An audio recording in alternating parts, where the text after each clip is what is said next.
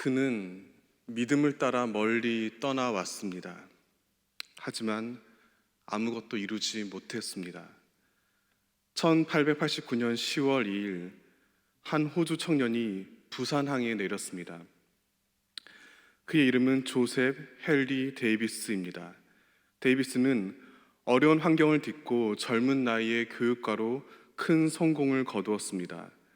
이제 가정을 꾸리고 여유를 누리며 살아도 누구도 뭐라 할 사람이 없습니다.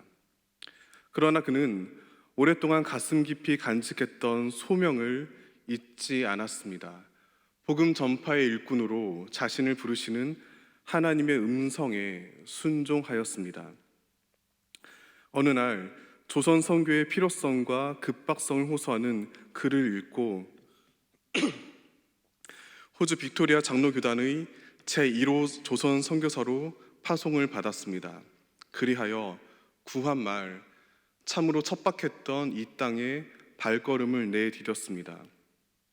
부산을 거쳐 서울의 선교사로 도착했습니다. 그 후 그는 금세 다른 선교사들과 친해지고 선교사 공의회의 서기가 될 정도로 실력을 인정받았습니다. 그렇지만 데이비스는 안주하지 않았습니다. 이제 서울에는 선교사들이 충분하다고 판단하였습니다. 새로운 선교지를 찾기 위해 도보로 기나긴 답사 여행을 떠났습니다. 그가 택한 곳은 바로 영남 지방입니다. 부산을 목적지로 하고 무작정 길을 나섰습니다. 그런데 안타깝게도 3주간의 무리한 여정 가운데 몸이 극도로 쇠약해졌습니다. 그 결과 천연두에 감염되었고 폐렴까지 겹쳤습니다. 겨우 부산에 도착하긴 했지만 금세 사경을 헤맸습니다. 결국 다음 날인 1890년 4월 5일 그가 조선 땅을 밟은 지 6개월 만에 그만 숨을 거두고 말았습니다. 그때 그의 나이는 불과 33살이었습니다. 너무나 황망한 죽음입니다. 앞날이 촉망받는 유능한 청년이 과감히 헌신하며 선교지로 향했습니다. 하나님께서 정말 살아계시다면 당연히 그에게 커다란 성과를 주셔야 할 것 같습니다. 하지만 현실은 그렇지 않았습니다. 희생에 따른 결실을 얻기는커녕 채 꽃 피우기도 전에 허무한 결과를 맞닥뜨리곤 합니다. 힘을 잃고 헤매게 됩니다. 데이비스 선교사만의 경우가 아닙니다. 사실 우리 모두의 이야기입니다.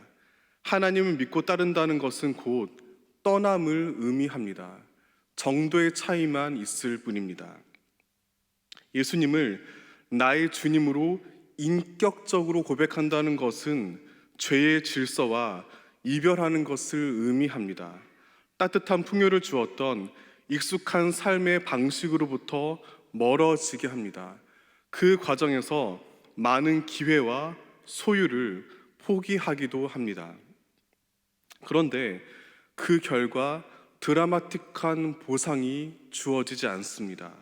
대부분 정반대입니다.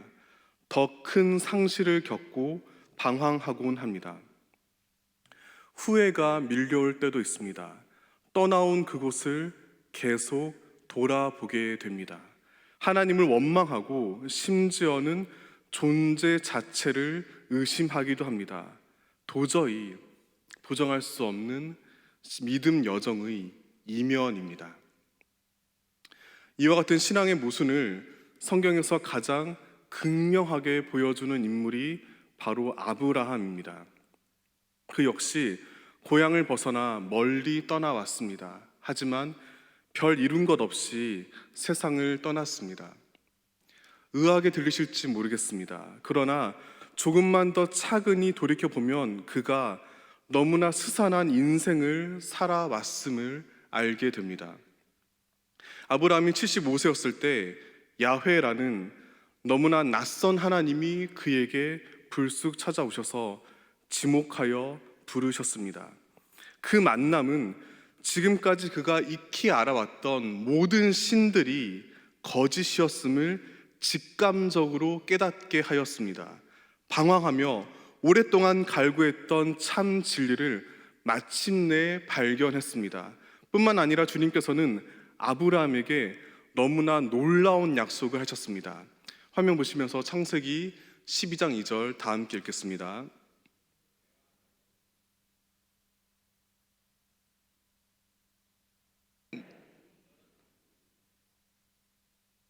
하나님께서 아브라함에게 약속하신 내용은 명확합니다.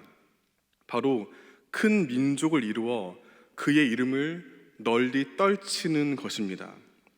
어쩌면 그는 지금껏 그저 아들 하나만이라도 낳아서 자기 이름을 이어주길 간절히 바랐을지 모릅니다.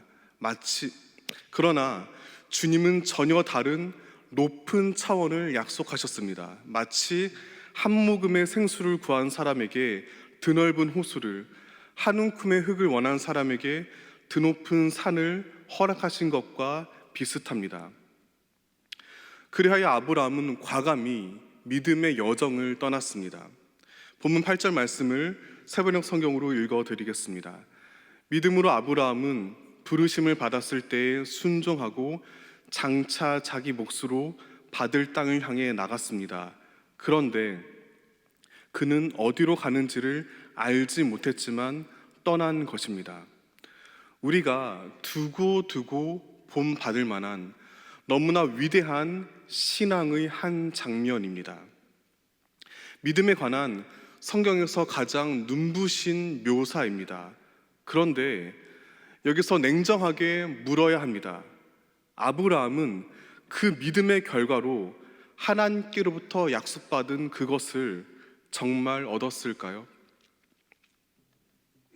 우리에게 익숙한 수천 년간의 종교 전통을 잠시 멀리 치워두고 철저히 아브라함의 입장에서 생각해 보시길 바랍니다.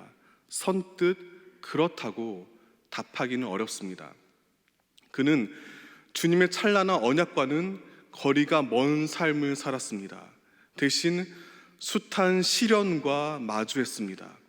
권력자들의 기세에 눌려 아내를 누이라고 무려 2차례나 속이는 굴욕을 겪었습니다. 자식처럼 키운 조카 롯에게 배신당해 많은 재산을 잃었습니다. 타 들어가는 속을 부여잡고 아무리 기다려도 사라의 태는 도무지 열리지 않았습니다. 그러다가 오랜 세월이 흘러 나이 100살에 아들 하나를 힘들게 낳았습니다. 하지만 그 이삭을 불태워 바치라는 잔인한 요구를 하나님으로부터 듣게 됩니다. 물론 우리는 그 사건의 훈훈한 결말을 알고 있습니다. 아들의 목숨은 무사히 건졌습니다.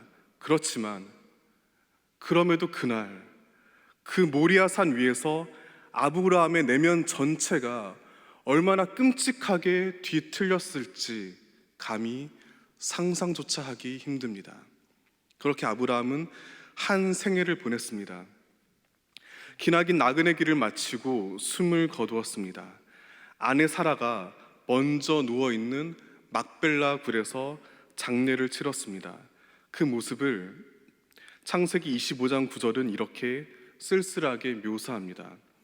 그의 아들들인 이삭과 이스마엘이 그를 마므레 산 헷 족속 소알의 아들 에브론의 밭에 있는 막벨라 굴에 장사하였으니, 고요히 잠든 아브라함의 곁을 두 아들 이삭과 이스마엘이 지켜주었습니다. 그 중에서 아브라함의 이름을 온전히 이을 아들은 알다시피 이삭 혼자입니다. 게다가 이삭 역시 아버지처럼 결혼하고 꽤 오랜 뒤에 느지막이 쌍둥이를 낳았습니다. 즉 아브라함이 생전에 직접 눈으로 본 명실상부한 후손은 이삭, 야곱에서 이렇게 겨우 3명에 지나지 않았습니다. 현대인의 눈에는 아담하고 소박한 그저 작은 규모의 평범한 장례식으로 보일지 모릅니다. 그러나 자식의 숫자를 망자의 명예와 동일시했던 옛사람들에게는 절대로 단순히 넘길 장면이 아닙니다. 다른 족장들은 당시 대가족 문화를 따라 적어도 수십 명, 많으면 100명이 훌쩍 넘는 자손들에 둘러싸여 성대하게 장사를 치렀을 것입니다. 그것과 비교하면 아브라함의 장래 풍경은 지극히 초라합니다. 주님께서 약속하신 하늘의 허다한 별이나 해변의 무수한 모래와는 너무나 차이가 큽니다. 큰 민족을 이루어 이름을 창대하게 하겠다는 언약이 공허한 허풍처럼 들리기도 합니다. 그런 까닭에 아브라함 부부가 이 땅에서 걸어왔던 고단한 인생길을 본문 13절 전반부는 이렇게 정리합니다. 이 사람들은 모두 믿음을 따라 살다가 죽었습니다. 그들은 약속하신 것을 받지는 못했습니다. 너무나 아프고 쓰린 문장입니다. 비장하고 서글픈 삶의 질국을 고스란히 보여줍니다. 하지만 그럼에도 우리가 감히 희망을 품을 수 있는 까닭은 무엇일까요? 아브라함을 위대한 믿음의 조상으로 따를 수 있는 이유는 무엇일까요? 본문 13절 전체를 세번역 성경으로 다시 읽어드리겠습니다. 이 사람들은 모두 믿음을 따라 살다가 죽었습니다. 그들은 약속하신 것을 받지는 못했지만 그것을 멀리서 바라보고 반겼으며 땅에서는 길손과 나그네 신세임을 고백하였습니다. 히브리서 저자는 아브라함의 믿음을 정확히 꿰뚫어 보았습니다. 아브라함은 단지 그 시대 많은 사람들처럼 많은 아들을 줄줄이 낳아 으스대고 떵떵거리길 바라지 않았습니다. 더 정확히는 언약의 깊이를 헤아렸습니다. 거기에 온 삶을 걸고 진심을 담아 아멘을 외쳤습니다. 그렇게 자신의 정체성을 분명히 고백합니다. 바로 나그네입니다. 이것을 14절은 본향 찾는 자라고 표현합니다. 아브라함은 자기 삶의 결정적 운명과 진정한 평가가 지금 이곳에서 끝나지 않음을 굳게 믿었습니다. 당장 나에게 얼마나 많은 돈과 명예가 있는지를 따지고 연연하지 않았습니다. 만약 그랬다면 고된 나그네 생활을 주저없이 포기했을 것입니다. 수천 년 전에 이미 고도의 문명을 이루었던 고향 땅 우르에 돌아가 다시금 안락한 삶을 누리려 하였을 것입니다. 대신 아브라함은 하나님께서 친히 설계하시고 세우실 튼튼한 기초를 가진 하늘 고향, 즉 더 나은 본향을 사모하였습니다. 본문 16절 다 함께 읽겠습니다. 그들이 이제는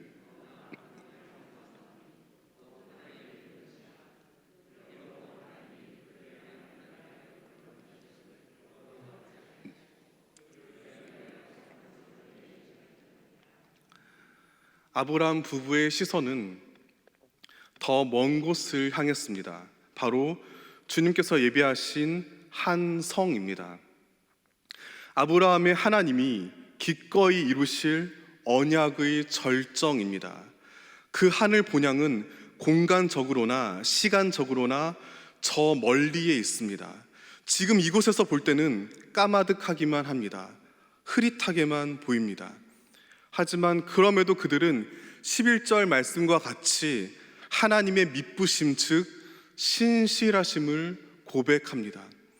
비록 남들 보기에는 대단하지 않은 인생길이었을지 모릅니다.